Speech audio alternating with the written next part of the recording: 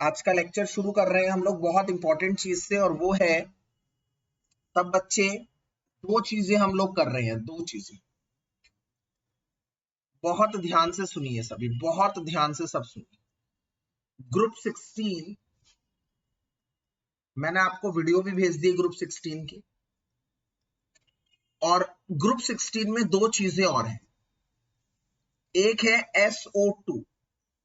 देखिए मैं क्या बता रहा हूं, ग्रुप 16 में क्या है। सबसे पहले जनरल ट्रेंड है, मैं एक बार रिव्यू कर देता हूं। जनरल ट्रेंड हम पढ़ चुके हैं, ओके गुड। दूसरा है केमिकल प्रॉपर्टीज। केमिकल प्रॉपर्टीज भी हम लोग पढ़ चुके हैं। अब जब इसके कंपाउंड्स की बात आती है तो इसके कंपाउंड्स में ऑल टुगेदर कंपाउंड्स कितने हैं? एक O2 है, पढ़ लिया। O3 है, पढ़ लिया। H2SO4 है, पढ़ लिया। अब SO2 एक कंपाउंड है, SO2 एक कंपाउंड है ऑक्सो एसिड्स ऑफ ग्रुप 16। ये दो चीजें हमें ये दोनों चीजें हमें करनी है, ये दोनों चीजें SO2 और ऑक्सो एसिड ऑफ ग्रुप 16, ये हमें दोनों टेकअप करनी है एक एक करके। तो आप ध्यान देखेंगे, मैं एक बार H2SO4 भी बताना चाहता हूं। वाइज हमने H2SO4 डिस्कस किया था क्या? किसी को याद है? तानिया, उर्वी, H2SO4 डिस्कस किया था हमने उधर? अच्छा, हो गया। ठीक है, ठीक है, ठीक है। बस एक चीज मैंने शायद नहीं बताई थी, वो चीज मैं बताना चाहता हूं। H2SO4 में इन कॉन्टैक्ट प्रोसेस H2SO4 में एक नोट लिखवाकर फिर मैं SO2 आगे बताऊंगा। इन कॉन्टैक्ट प्रोसेस में क्या था? कॉन्टैक्ट प्रोसेस में क्या था? S प्लस O2 बनाता है SO2। फिर इस SO2 को फर्दर O2 में डालते हैं, और इसके लिए हम एक B2O5 का इस्तेमाल करते हैं, कैटलिस्ट SO3। ये एक लॉती रिएक्शन है जो रिवर्सिबल है इसमें, कॉन्टैक्ट प्रोसेस में। फिर जो SO3 बनता है, इसमें मैं डायरेक्ट H2O नहीं मिलाता। ये H2SO4 बना देगा, बट मैं ये रिएक्शन नहीं करता। क्यों? क्योंकि इससे जो H2SO4 मिलता है वो एसिड मिस्ट मिलता है, धुआं मिलता है, जिसको कलेक्ट करना मुश्किल होता है। इसलिए इस रिएक्शन को हम परफॉर्म नहीं करते। ये बहुत इंपॉर्टेंट क्वेश्चन है। हम इसके बजाय SO3 में कुछ H2SO4 जो बना रहे हैं वही डालते हैं। ये H2S2O7 बनाता है, इसे ओलियम कहते हैं, ओलियम। और जब इस H2S2O7 में पानी डालते हैं मनचाहा, तो इससे बनता है H2SO4। तो इसमें आप लोग कहेंगे सर ये तो आप बता चुके हैं। बिल्कुल बता चुके हैं। इसमें हमने नहीं बताया वो ये कि इस स्टेप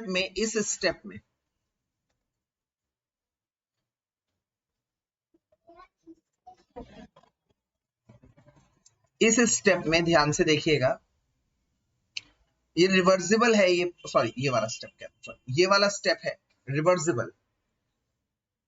ये वाला प्रोसेस एंडोथर्मिक भी है, एक्सोथर्मिक नेगेटिव। तो इधर भी वही कंडीशन होती है जो हेबर्स प्रोसेस में होती है। कोई बच्चा बता पाएगा हेबर्स प्रोसेस में हम क्या कंडीशन लगाते हैं to maximise the yield of ammonia? Ammonia ज्यादा मिले इसके लिए हम क्या करते हैं? प्रेशर और टेम्परेचर का कैसा कंडीशन रखते हैं? कोई बच्चा बताना चाहेगा? बिल्कुल सही जवाब, लो टेम्परेचर हाई प्रेशर। और जो कंडीशन मैंने बताई थी वही कंडीशन इधर भी लगती है। Favours the yield of ammonia, इधर भी यही है। Low temperature and high pressure favours the yield of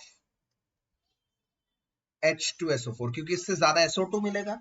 SO2 ज्यादा मिलेगा तो H2SO4 भी ज्यादा मिलेगा। तो इसका मतलब ये दो कंडीशन सिमिलर हैं। हैबर प्रोसेस, ये हैबर प्रोसेस है, ये हैबर प्रोसेस है, ये हैबर प्रोसेस है और ये कॉन्टैक्ट प्रोसेस है। दोनों ही प्रोसेस में एक कंडीशन कॉमन है कि आप लो टेम्परेचर और हाई प्रेशर अगर रखेंगे, लो टेम्परेचर और हाई प्रेशर में ज्यादा यील्ड होती है हैबर प्रोसेस में अमोनिया की, कॉन्टैक्ट प्रोसेस में सल्फ्यूरिक एसिड की। ये एक कॉमन चीज थी, मुझे बतानी। इसके अलावा एक और चीज बतानी थी मयंक, ऑक्सो एसिड हमने डिस्कस कर लिए थे ना, सल्फर के, ठीक, ओके।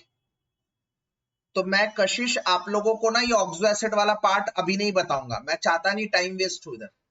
ऑक्सो एसिड वाला पार्ट आपका रह गया, मैं भी, मुझे याद आया मैंने इनको करा दिया था, तो मैं बस वो पार्ट कराऊंगा जो दोनों का नहीं हुआ। SO2, SO2 पार्ट है जो दोनों का नहीं हुआ।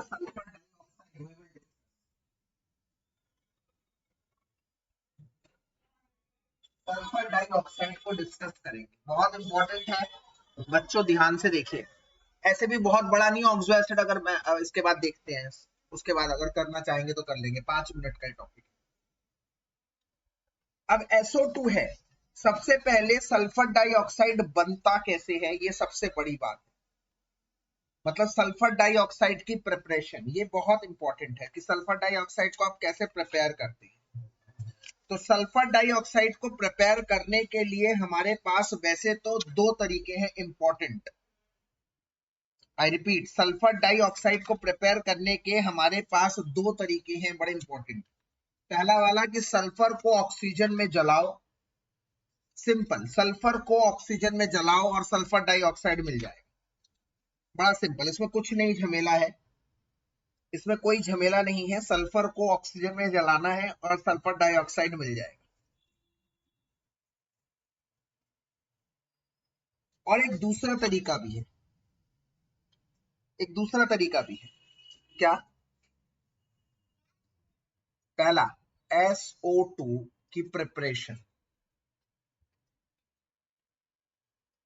प्रिपरेशन का technique number 1, reaction number 1, simple, burning sulphur in air, burning sulphur in air, air में सल्फर को जलाओ, S plus O2 gives SO2, ये बड़ा सिंपल सा रिएक्शन, ये एक चीज हो गई। अच्छा, दूसरी चीज जो सबसे इंपॉर्टेंट है, बाय रोस्टिंग ऑफ सल्फाइड ओस, ये दो ही तरीके हैं, बाय रोस्टिंग ऑफ सल्फाइड ओस। बेटा एक बात याद करिए जरा, आपने 10th क्लास में पढ़ रखा था कि ओर्स को दो तरह के होते हैं, सल्फाइड ओर का रोस्ट किया जाता है, रोस्ट मतलब इन द प्रेजेंस ऑफ ऑक्सीजन जलाया जाता है, और जो कार्बोनेट ओर होते हैं, कार्बोनेट ओर होते हैं, इनको हम लोग एब्सेंस ऑफ ऑक्सीजन में बर्न करते हैं और उसे कैल्सिनेशन कहते हैं। कैल्सिनेशन मतलब burning of ore in the absence of oxygen, sulphur का मतलब burning of ore in the presence of oxygen. याद आ रहा है आप लोगों को कुछ क्या? हाँ, वही चीज है बच्चों इधर, roasting of sulphide ore. 10th class का ही एग्जांपल ले रहा हूं, जिंक सल्फाइड एक सल्फाइड ओर है, उसको जब जलाएंगे तो वो ZnO में बदल जाएगा और जो सल्फर होगा वो SO2 में बदल जाएगा, सिंपल रिएक्शन। इसी तरह से आयरन डाइसल्फाइड है, FeS2, जब रोस्ट किया जाता है आपके NCERT की रिएक्शन ऑक्साइड में कन्वर्ट हो जाती है और S सल्फर, सल्फर डाइऑक्साइड बन के उड़ जाता है। ये बहुत इंपॉर्टेंट रिएक्शन है, ये बहुत इंपॉर्टेंट रिएक्शन है।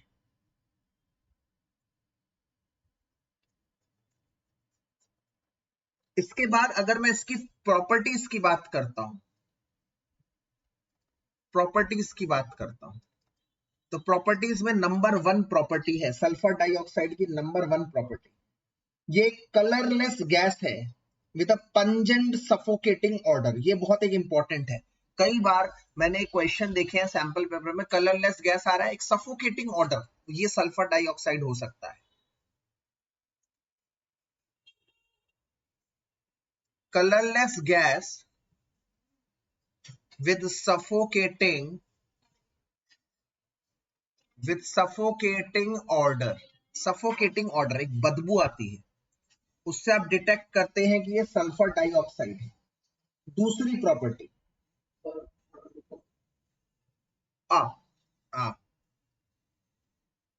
Order, smell, very good, thank you. तो इसके बाद दूसरी चीज सल्फर डाइऑक्साइड की दूसरी चीज बताना चाहता हूं। अच्छा, एक प्रिपरेशन में भी एक चीज ऐड करना चाहता हूं, प्रिपरेशन में भी एक चीज ऐड करना चाहता हूं। ये दोनों जो मैंने तरीके बताए ना, 1 और 2, ये दोनों इंडस्ट्रियल मेथड है।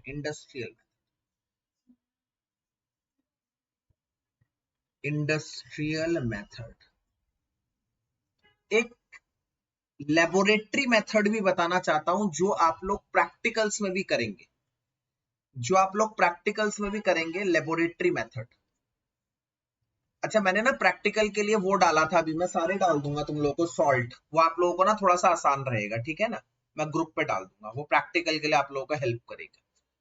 थर्ड तरीका है लेबोरेटरी मेथड, कि आप किसी भी सल्फाइट को जला, जैसे बेटा कार्बोनेट को जलाते हैं ना तो कार्बन डाइऑक्साइड मिलता है, तो सल्फाइट को जलाते हैं तो सल्फर डाइऑक्साइड मिलता है। लर्न कर लो, ये एक चीट है कि जहां पर भी कार्बोनेट होगा और उसको डिकम्पोज किया जाएगा तो कार्बन डाइऑक्साइड गैस निकलेगी। इसी तरह से जहां पर भी सल्फाइट होगा, उसको हीट किया जाएगा, डिकम्पोज किया जाएगा तो SO2 गैस निकलेगी। लैब में हम इसी का यूज करते हैं। ये CO2 SO2 ना भाई भाई है, CO2 और SO2 भाई भाई है, ये रिकॉर्ड हो रहा है, इस बात को ध्यान करिएगा। दोनों में एक कॉमन फीचर है, both turns lime water milky, दोनों ही लाइम वाटर को मिल्की बनाते हैं। मैं इसकी प्रॉपर्टी में लिख देता हूं, both SO2 and CO2 turns lime water milky, but दोनों में डिफरेंस भी है। But CO2 on prolong passing, मतलब CO2 में अगर प्रोलॉन्ग पास कर दो लाइम वाटर को, प्रोलॉन्ग पासिंग डिसअपियर्स मिल्कीनेस, वो मिल्कीनेस गायब कर देता है, क्योंकि वहां पर due to the formation of bicarbonate, क्योंकि वहां पर बाइकार्बोनेट बन जाता है और मिल्कीनेस डिसअपियर हो जाती है, जबकि सल्फर डाइऑक्साइड में ऐसा नहीं होता। बेटा ये बहुत इंपॉर्टेंट है और ये जेई का क्वेश्चन है। जेई का क्वेश्चन है कि एक रिएक्शन थी, उसमें से हीट किया गया, गैस निकली जिसने लाइम वाटर को मिल्की कर दिया। काफी बच्चे सोचते हैं लाइम वाटर को मिल्की करने वाला एक ही गैस है CO2, वो गलत है।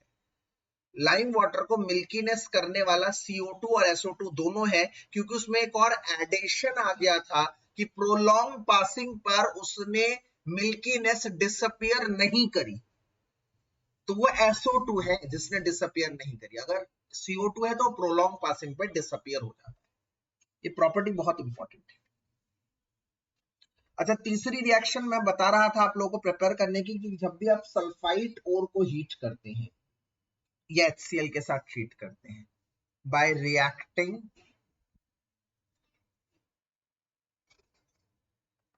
सल्फाइट विद HCl, कोई भी सल्फाइट हो, जैसे Na2SO3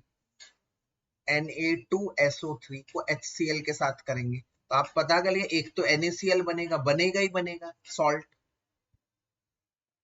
देखो ये बेसिकली बेस है, बेस और एसिड बनाता है सॉल्ट प्लस वाटर, और एक गैस निकलेगी, कौन सी? SO2 gas.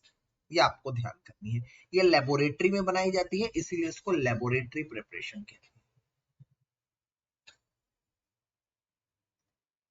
Laboratory preparation. चलिए, ये स्लाइड में हमने क्या देखा? ये स्लाइड में हमने 3 तरीके देखे जिससे हम बना सकते हैं सल्फर डाइऑक्साइड, सल्फर को जलाकर, सल्फाइड ओर को रोस्ट करके, और सल्फाइट को HCl के साथ रिएक्ट कर। प्रॉपर्टीज देखिए, कलरलेस सफोकेटिंग ऑर्डर वाली गैस है। एक और प्रॉपर्टी देखिए कि CO2 और SO2 कैसे सिंबलाइज करते हैं, एक साथ दोनों लाइम वाटर को मिल्की करते हैं, बट उसमें जो CO2 गैस है जिसको लंबे समय तक अगर पास करते हैं तो उसमें मिल्कीनेस डिसअपीयर हो जाती है। इसके बाद और केमिकल प्रॉपर्टीज पे चलते हैं, SO2 की और केमिकल प्रॉपर्टीज। तो SO2 की एक बहुत अच्छी केमिकल प्रॉपर्टी है कि SO2 रिड्यूसिंग बिहेवियर शो करता है। तीसरी चीज है SO2 एसिडिक है और SO2 रिड्यूसिंग बिहेवियर शो करता है। तो तीसरी प्रॉपर्टी क्या है? छोटी प्रॉपर्टी है SO2 बिहेव्स एज एसिड। क्यों एसिड की तरह बिहेव करता है? क्योंकि SO2 में जब मैं H2O डालता हूं तो वो H2SO3 बनता है, सल्फ्यूरस एसिड। Sulphurous acid. हाँ जी बेटा बताइए। जैसे आपने वहां पे लिखा था CO2 प्रोलॉन्ग पासिंग वाला, हाँ उसकी जगह होगा तो उसमें डिसअपियरेंस नहीं होगा ना? बिल्कुल नहीं होगा बेटा, CO2 होगा तो वो डिसअपियर हो जाएगा प्रोलॉन्ग पासिंग। प्रोलॉन्ग मतलब लंबे समय तक पास करेंगे तो CO2 में डिसअपियरनेस गायब हो जाएगी, मिल्कीनेस गायब हो जाएगी, और SO2 में बेटा मिल्कीनेस गायब नहीं होगी। ठीक है बेटा। ओके। अच्छा चलिए अब आगे आते हैं। SO2 behaves as acid. SO2 behave करता है एसिड की तरह, क्यों? क्योंकि SO2 में पानी डालते हैं तो H2SO3 बनाता है। ये तो बड़ी सिंपल सी बात थी, पर इंपॉर्टेंट क्या है? Star. SO2 behaves as reducing agent. Reducing agent की तरह बिहेव करता है SO2। ये थोड़ा सा इंपॉर्टेंट पॉइंट है। स्टार डाल दिया है मैंने, इसी पे से क्वेश्चन आएगा। क्यों ये रिड्यूसिंग है, ये समझने की कोशिश करते हैं। इसका रिडक्शन बिहेवियर समझने की कोशिश करते हैं। बेटा रिड्यूसिंग एजेंट मतलब ये खुद का ऑक्सीडेशन कर रहा है, मतलब हाइड्रोजन दे रहा है और चीजों में हाइड्रोजन ऐड कर देता है। इसके विपरीत जब हमने पीछे लेक्चर में आपको ओजोन पढ़ाया तो आपको समझाया कि कैसे ओजोन ऑक्सीजन देता है और नेसेंट ऑक्सीजन देता है। कैसे? तो वो ऑक्सीजन देता है तो ऑक्सीडाइजिंग एजेंट है, और ये हाइड्रोजन देगा तो रिड्यूसिंग एजेंट। ये हम पढ़ेंगे, behaves as a reducing agent. क्यों? क्योंकि ऊपर वाली रिएक्शन को अगर मैं लिखता हूं ये H2 में डालता है तो ये H2SO3 बनाता है। ये H2SO3 दोबारा अगर पानी में डाला जाता है, दोबारा पानी में डाला जाता है, दिमाग लगाओ बेटा दिमाग लगाओ, दोबारा अगर पानी में डाला जाता है तो ये ऑक्सीजन ले लेता है बच्चे और बन जाता है H2SO4। तो बताओ क्या बच गया? अगर ये ऑक्सीजन ले लेता है पानी का और H2SO4 बनाता है तो बताओ क्या बच गया? यस, दो हाइड्रोजन बच गए ना बेटा। बेटा ऑक्सीजन तो इसने ले लिया, ऑक्सीजन तो इसने ले लिया और बना दिया H2SO3, सल्फ्यूरस एसिड से H2SO4 सल्फ्यूरिक एसिड बना दिया। ठीक है, बन गया, गुड। बट बदले में दो हाइड्रोजन बच गए ना यार। तो ये दो हाइड्रोजन नेसेंट हाइड्रोजन बन गए, तो हाइड्रोजन देने वाला बन गया, इसीलिए रिड्यूसिंग बिहेवियर रिड्यूसिंग एजेंट की तरह काम करता है। ये चीजों को रिड्यूस कर देता है, चीजों को रिड्यूस कर देता है, चीजों को रिड्यूस कर देता है। ये बहुत इंपॉर्टेंट चीज है, आप लोग समझ लीजिए। एग्जाम्पल दो एग्जाम्पल दे रहा हूं जो आपके एनसीईआरटी में है और वो दोनों बेहतरीन इंपॉर्टेंट है, बहुत सारा। एग्जाम्पल 1, अगर इसमें Fe3+ डाल देते, बेटा ओजोन क्या करता था? Fe2+ डालते हो तो Fe3+ में बदल देता था, क्योंकि ऑक्सीडाइजिंग एजेंट है।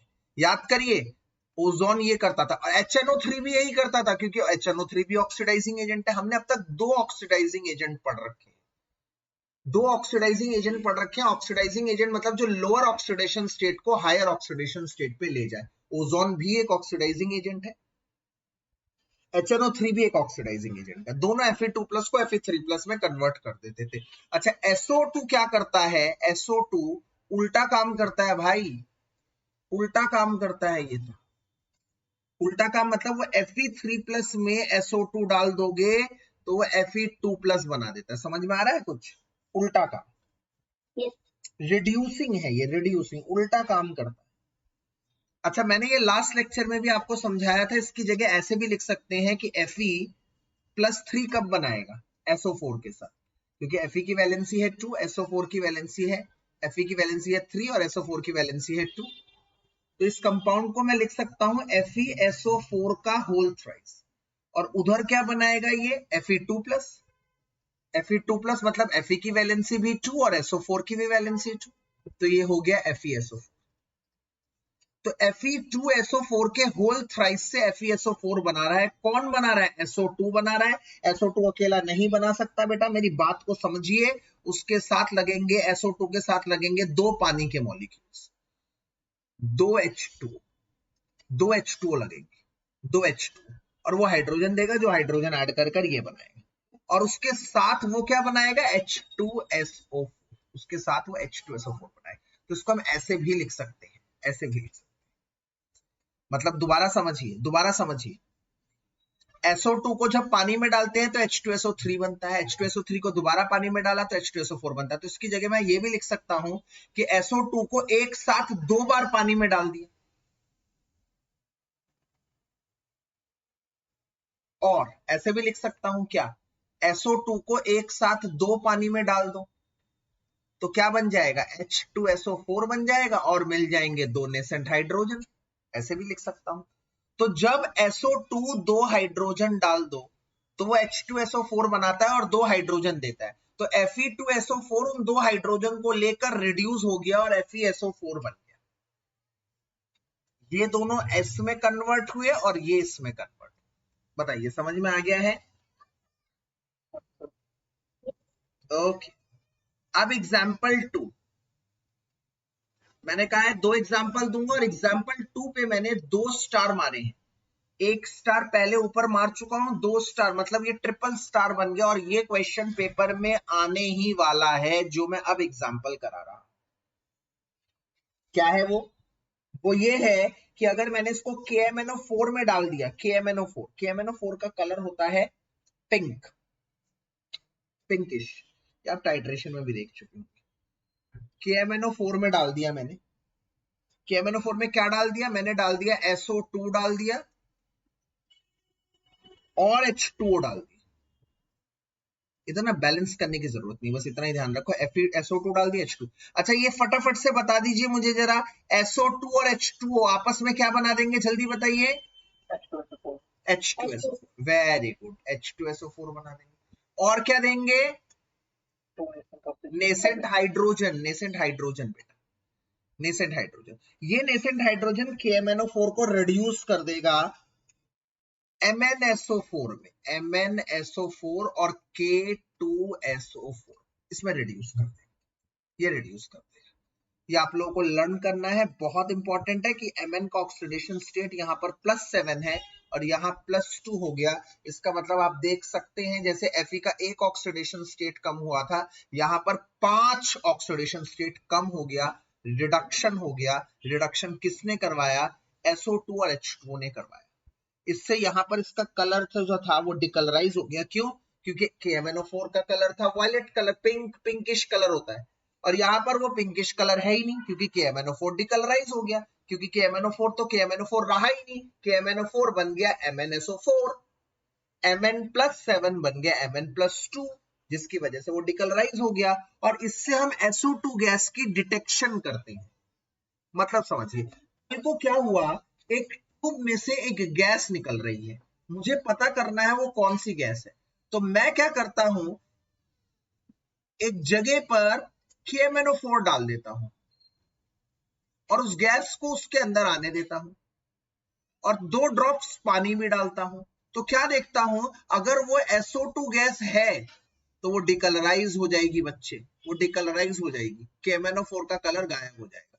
तो ये KMnO4 को डिटेक्ट करने के लिए बहुत इंपॉर्टेंट है। तो this reaction is very important for the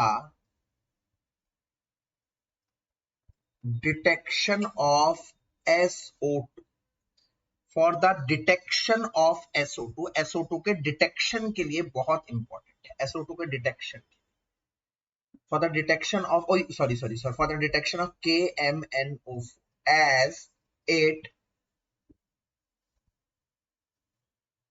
decolorizes. This reaction is important for the detection of SO2 as it decolorizes KMnO4 को डिकलराइज कर देता है, KMnO4 डिकलराइज हो जाता है, जिसकी वजह से ये बड़ा इंपॉर्टेंट बन जाता है। मैं 2 मिनट का समय दे रहा हूं आप लोगों को, एक बार ये स्लाइड देख लीजिए क्योंकि यहाँ पर 2 चीजें बहुत इंपॉर्टेंट है, वो देखेंगे तो ही मैं आगे बढ़ूंगा।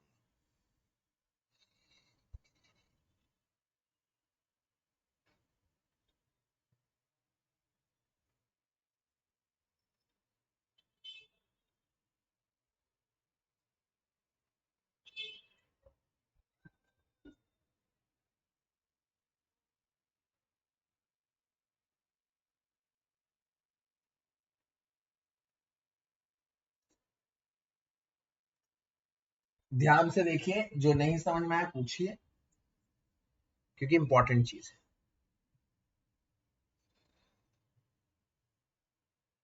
चलिए आगे बढ़ते हैं, मेरे ख्याल से आप लोगों ने देख लिया है इसको।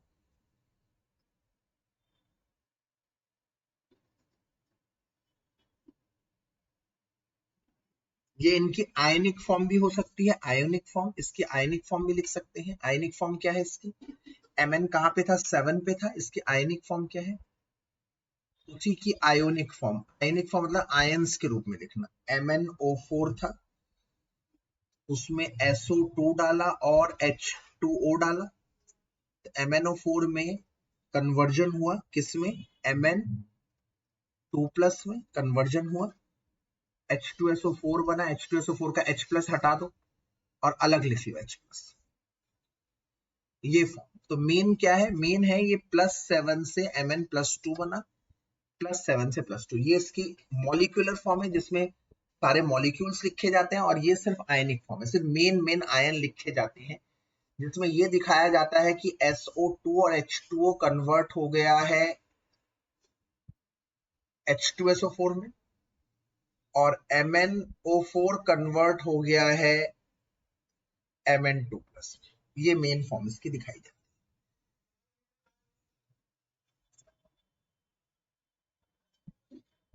मेरे ख्याल से बात समझ में आ गई होगी, इसमें ऐसी कोई रिएक्शन है नहीं जो आपको नहीं समझ।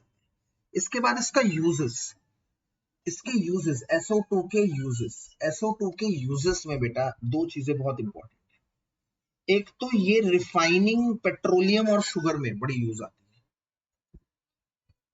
है। रिफाइनिंग ऑफ पेट्रोलियम और चीनी, चीनी में भी बहुत यूज आती है।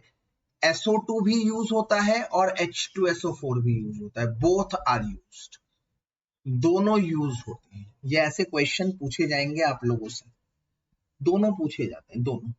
अच्छा, एक और ये ब्लीचिंग एजेंट के रूप में भी यूज होता है, ब्लीच करता है वूल को और सिल्क में, bleach wool and silk. But एक बड़ी समस्या है, हमने ओजोन का भी ब्लीचिंग पढ़ा था लास्ट लेक्चर में, मैंने आप लोगों को ओजोन का ब्लीचिंग समझाया। क्यों समझाया था ओजोन का ब्लीचिंग? क्योंकि ओजोन भी देता है आपको एक नेसेंट ऑक्सीजन, और ये नेसेंट ऑक्सीजन कलर्ड चीजों पे, कलर्ड आइटम्स पे, कलर्ड सब्सटेंस पे ये नेसेंट ऑक्सीजन ऐड होकर कलरलेस बन जाया करता, कलरलेस बन जाया करता था। यहां पर SO2 भी यही करता है। SO2 क्या करता है? SO2 H2O के साथ मिलकर एक साथ H2SO4 बना देता है और नेसेंट हाइड्रोजन देता है, और ये कलर्ड सब्सटेंस पे, कलर्ड सब्सटेंस पे ये हाइड्रोजन ऐड होकर उसे कलरलेस बना देता है। दोनों में ही ब्लीचिंग होता है, बोथ ओजोन भी ब्लीचिंग एक्शन दिखाता है, सल्फर डाइऑक्साइड भी ब्लीचिंग एक्शन दिखाता है, पर दोनों के ब्लीचिंग एक्शन में एक डिफरेंस है। आप लोग देख पा रहे हैं क्या? कोई बच्चा बता पाएगा दोनों के ब्लीचिंग एक्शन में क्या डिफरेंस है? ब्लीचेस थ्रू ऑक्सीडेशन, ऑक्सीडेशन के जरिए ब्लीच कर रहा है, which is permanent.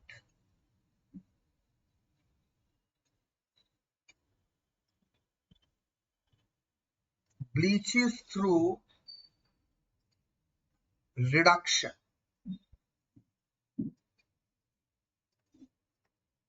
Which is temporary, ये टेम्पररी है, टेम्पररी ब्लीचिंग। क्यों? सपोज करो मेरे पास एक आइटम है, ये कलर्ड आइटम है, मैंने इसका ब्लीच कर कर इसे कलरलेस बना दिया।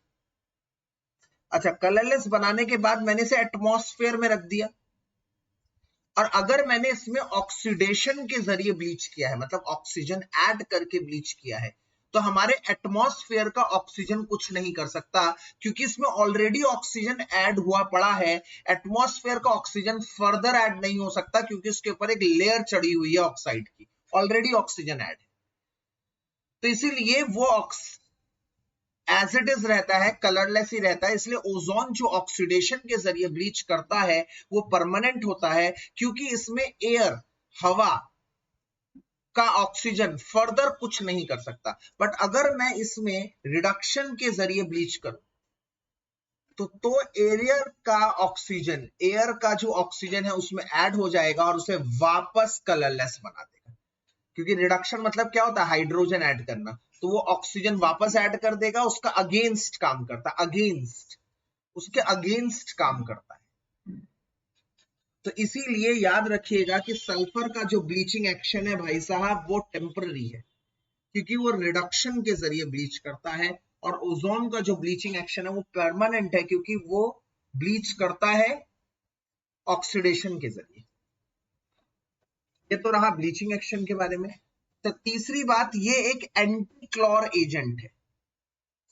एंटी क्लोर एजेंट मतलब जो क्लोरीन के अगेंस्ट काम करता है, क्लोरीन के अगेंस्ट काम करने वाला antichlor agent. It acts as antichlor agent, chlorine के अगेंस्ट काम करने वाला। It acts as preservative, preservative मतलब चीजों को खराब होने से बचाना, प्रिजर्वेटिव प्रिजर्वेशन करता है। एंड डिसइंफेक्टेंट, और डिसइंफेक्टेंट के रूप में भी कहीं जगह इस्तेमाल किया जाता है। बेटा ये यूजेस पता है, यूजेस के ऊपर क्वेश्चन पूछे जाएंगे। Which of the following is antichlor agent, which of the following is this, which of the following is this. तो ये आप लोगों को ध्यान करना है, ये आप लोगों को ध्यान करना है, ये यूजेस बहुत इंपॉर्टेंट हैं, ये यूजेस बहुत ज्यादा इंपॉर्टेंट है। चलिए इसके बाद आगे चलते हैं। आगे SO2 तो हुआ हमारा यहां पर फिनिश।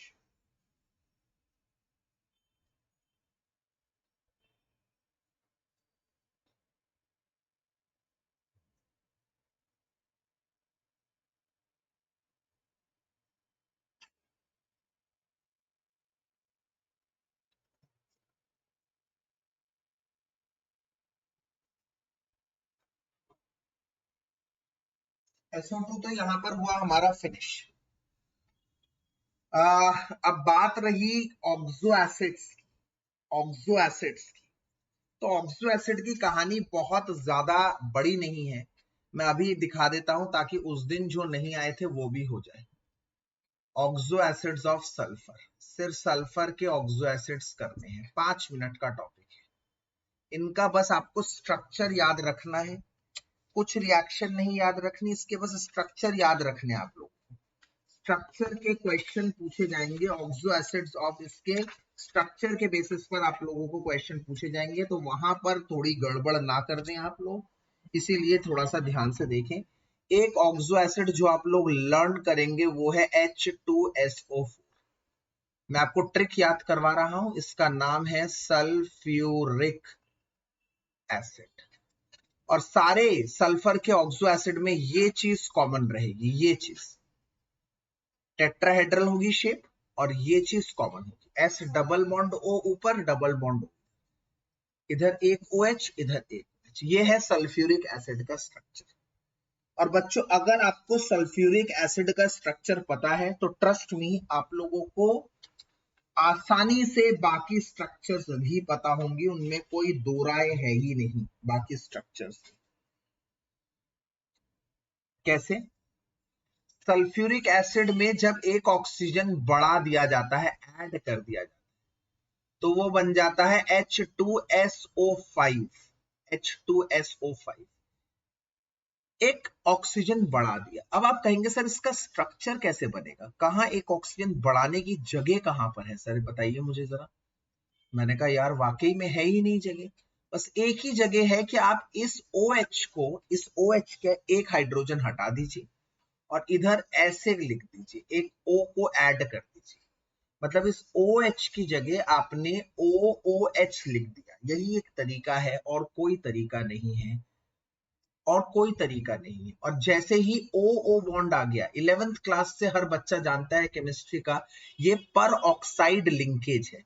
जब भी ऑक्सीजन ऑक्सीजन के साथ सिंगल बॉन्ड बनाता है, ये पर ऑक्साइड लिंकेज है, तो इसका नाम होगा पर ऑक्सो मोनो। मोनो मतलब एक सल्फर है, तो पर ऑक्सो मोनो सल्फ्यूरिक एसिड, इसका नाम हो जाएगा पर ऑक्सो मोनो सल्फ्यूरिक एसिड। इसका एक दूसरा नाम भी है कारोज एसिड, कारोज एसिड। इसमें भी इसका ऑक्सीडेशन स्टेट +6 है, इसमें भी इसका ऑक्सीडेशन स्टेट +6 है। पर अगर मैं इसमें एक ऑक्सीजन कम कर देता हूं मेरे बच्चे, एक ऑक्सीजन माइनस कर देता हूं, तो वो बन जाता है H2SO3, और इस H2SO3 में इसका ऑक्सीडेशन स्टेट होता है +4। इस H2SO3 में इसका ऑक्सीडेशन स्टेट होता है +4, कम हो जाता है, एक ऑक्सीजन कम हो गया ना, एक ऑक्सीजन मतलब -2 कम हो गया, -2 कम हो गया तो उस पर +2 कम हो गया, +6 से +4 आ गया। इसका नाम है सल्फ्यूरस एसिड। और मैंने आपको अच्छी तरह से सिखा रखा है कि जब एक ही एलिमेंट दो ऑक्सीडेशन स्टेट दिखाता है, एक एलिमेंट दो ऑक्सीडेशन स्टेट दिखाता है, तो उसका जो छोटा वाला ऑक्सीडेशन स्टेट होता है, हम अच्छी तरह से जानते हैं, उसको हम लोग अस कहते हैं, और बड़े वाले को इक कहते हैं। ये हम अच्छी तरह से जानते हैं, छोटा वाला अस और बड़ा वाला इक। हाँ जी बेटा बताएं।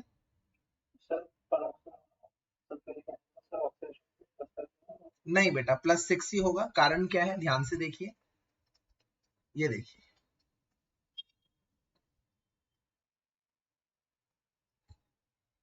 इसका -2, इसका -2, इसका -1, इसका -1, तो सल्फर के चारों ओर देखो कितना माइनस है, सल्फर के चारों ओर -6 है, तो सल्फर को +6 होना पड़ेगा।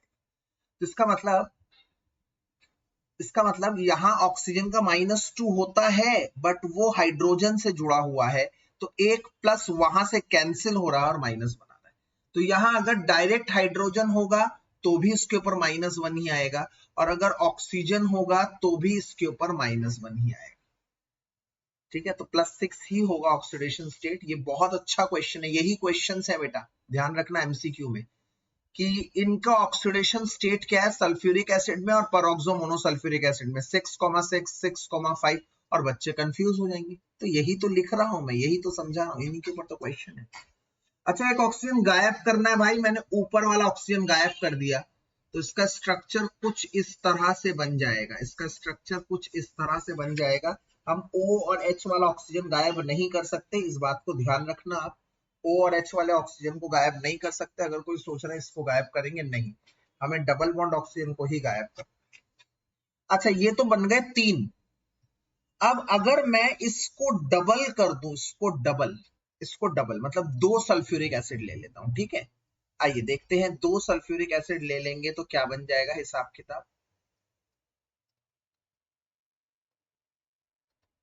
2 सल्फ्यूरिक एसिड इस तरह का होगा,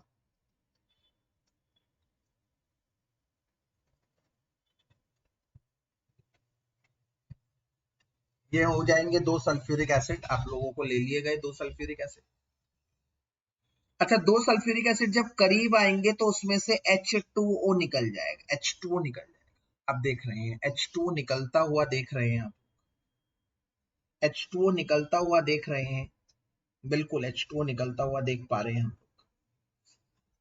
तो बीच में क्या बन जाएगा, बीच में रह जाएगा सिर्फ एक O, मतलब ये आपस में एक O से जुड़े रहते हैं, और ये है H2S2O7, इसका नाम है ओलियम। ओलियम है इसका नाम, ओलियम, जब 2 सल्फ्यूरिक एसिड से बनता है। और इसका एक दूसरा नाम भी है पायरोसल्फ्यूरिक एसिड, ये बहुत ज्यादा इंपॉर्टेंट है, पायरोसल्फ्यूरिक एसिड, पायरोसल्फ्यूरिक एसिड, ये बहुत इंपॉर्टेंट है, ये आप लोग ध्यान करें।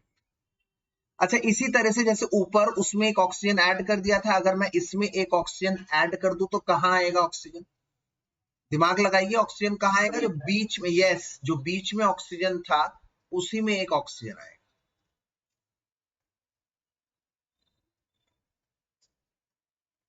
ये है H2S2O8, इसका नाम है पर ऑक्सो, इसमें एक पर ऑक्सो लिंकेज है, चेक कर लीजिए, यस पर ऑक्सो लिंकेज है, पर ऑक्सो डाई सल्फ्यूरिक एसिड, पर ऑक्सो डाई सल्फ्यूरिक एसिड, पर ऑक्सो डाई सल्फ्यूरिक एसिड, इसका भी ऑक्सीडेशन स्टेट +6 है और इधर भी +6 है ऑक्सीडेशन स्टेट, इस बात को ध्यान रखना है। इसका नाम है पर ऑक्सो डाई, ऊपर मोनो था क्योंकि एक सल्फर था, इधर डाई 2 सल्फर है, पर ऑक्सो डाई सल्फ्यूरिक एसिड, और इसका नाम है मार्शल्स एसिड क्योंकि साइंटिस्ट का नाम था मार्शल जिसने इसको डिस्कवर किया।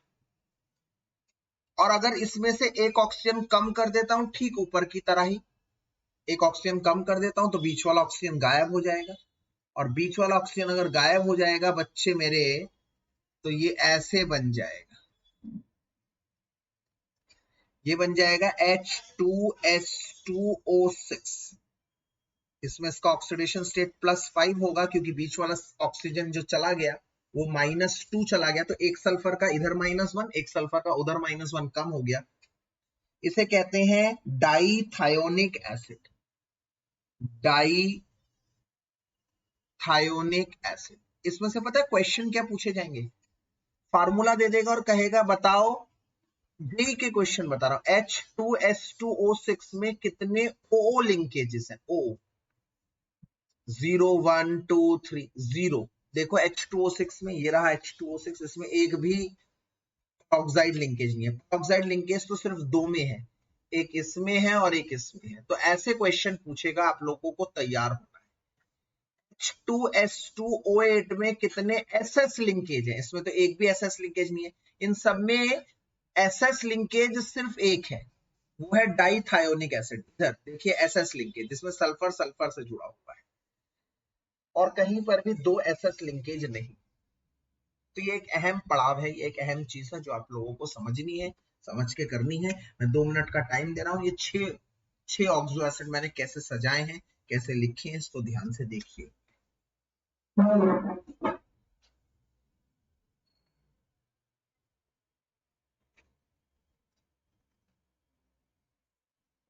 इसमें से कुछ भी डाउट है आप लोग पूछिए मुझसे।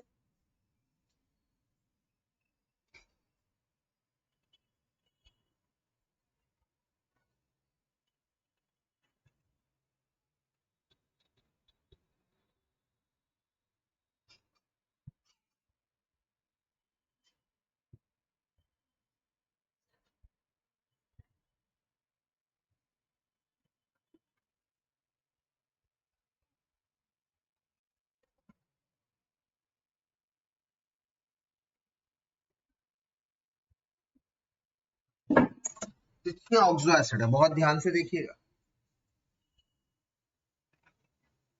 इसके बाद आगे बढ़ते हैं और अपना टाइम यूटिलाइजेशन करते हैं ग्रुप 17 का एक इंट्रोडक्शन देकर, अपने टाइम का वो करते हैं क्योंकि हमारा जो निर्धारित काम था वो तो हुआ, अब अपना शुरू कर रहे हैं ग्रुप 17।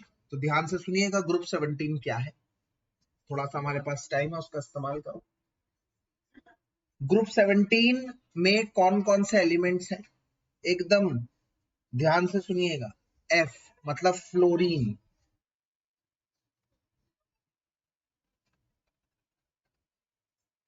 Cl मतलब क्लोरीन, Br मतलब ब्रोमीन,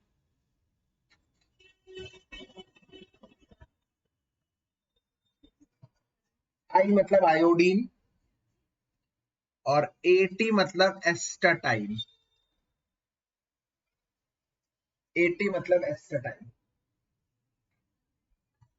अगर मैं फ्लोरीन की बात करता हूं, इनकी कॉन्फ़िगरेशन है NH2NP5, इनकी कॉन्फ़िगरेशन है NH2NP5, मतलब फ्लोरीन की है 2s2 2p5, फ्लोरीन की है 3s2 3p5, ब्रोमीन की है 4s2 3d10 4p5, वही सारी चीजें same, 5s2 4d10 5p5, 6s2 5d10 4F14 6P5, ये इनकी जनरल कॉन्फ़िगरेशन है।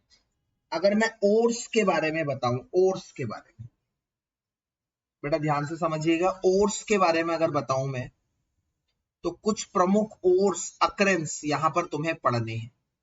किन किन के फार्मूले आप लोगों को पढ़ने हैं जरा एक बार ध्यान से देख लीजिए। अगर मैं बात बताता हूं फ्लोरीन के ओर्स,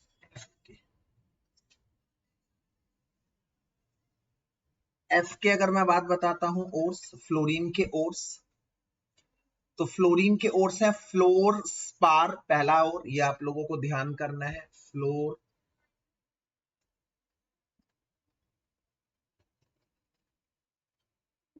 स्पार, जिसका फार्मूला है CaF2। इसके अलावा क्रायोलाइट,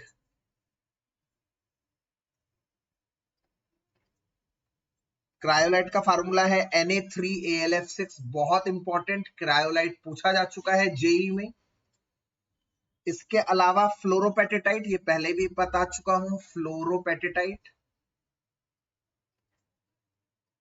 Ca3PO4 का होल ट्वाइस डॉट CaF2, ये पहले हम डिस्कस कर चुके थे फ्लोरोपेटेटाइट, ये बहुत इंपॉर्टेंट है फ्लोरीन के ओर्स। अगर मैं क्लोरीन की बात करता हूं तो क्लोरीन का एक बहुत अहम ओर आप लोगों के एनसीईआरटी में दिया है, कार्नालाइट, वो आप लोग लर्न करेंगे, फार्मूला बहुत इंपॉर्टेंट है कार्नालाइट।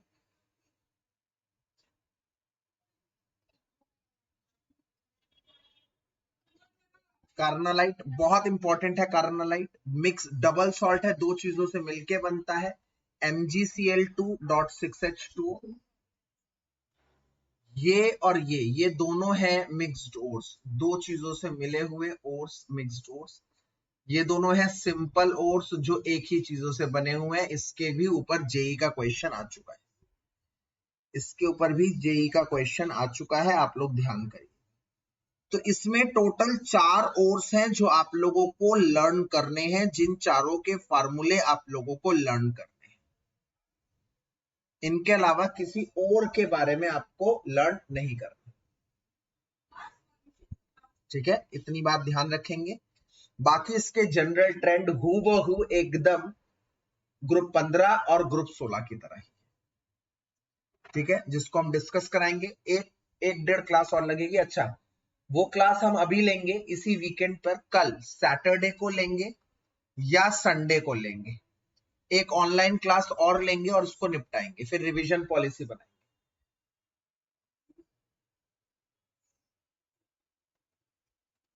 ठीक है, इन दोनों दिन आपको इंटीमेट कर दिया जाएगा, कल ही मॉर्निंग में मैं आपको बता दूंगा कि सैटरडे संडे किस दिन रख रहे हैं, क्या प्लानिंग है, या फिर मंडे को यूजुअल ऑफलाइन क्लास में करेंगे, वो हम डील कर देंगे। आप लोगों को इंटीमेट ग्रुप में कर दिया जाएगा। इतनी चीजें हर बच्चा आज जो हुआ है इसको बहुत अच्छी तरह से पढ़ लेगा, इनको बहुत अच्छी तरह से ध्यान कर लेगा, और मेरी मानो तो हाथ के हाथ